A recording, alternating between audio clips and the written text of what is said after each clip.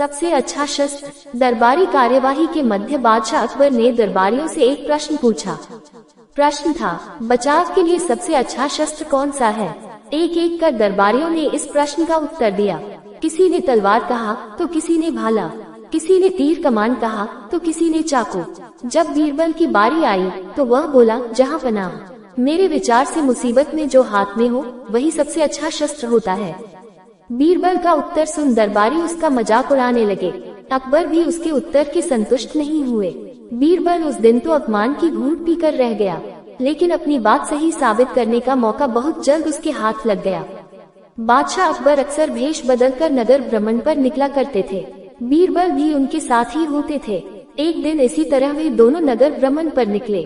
वे एक तंग गली से पैदल गुजर रहे थे। तभी एक मतवाला हाथी उस गली में आ गया। उस हाथी को देख अकबर डर गए। उस समय उनके पास एक तलवार थी, लेकिन इतने बड़े हाथी के सामने वह किसी काम की नहीं थी। उन्हें अपने बचाव का कोई रास्ता नहीं सूझ रहा था।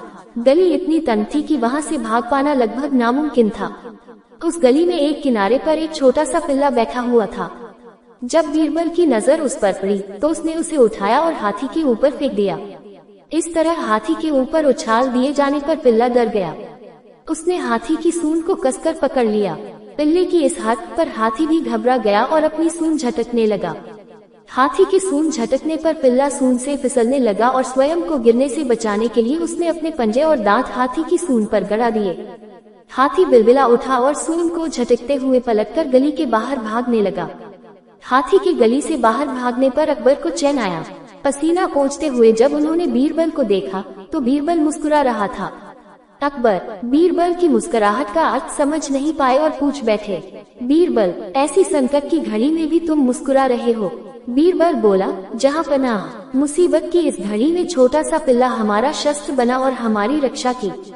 इस घटना से आपको अवश्य यकीन हो गया होगा कि मुसीबत में जो हाथ में हो वही सबसे अच्छा शस्त्र होता है।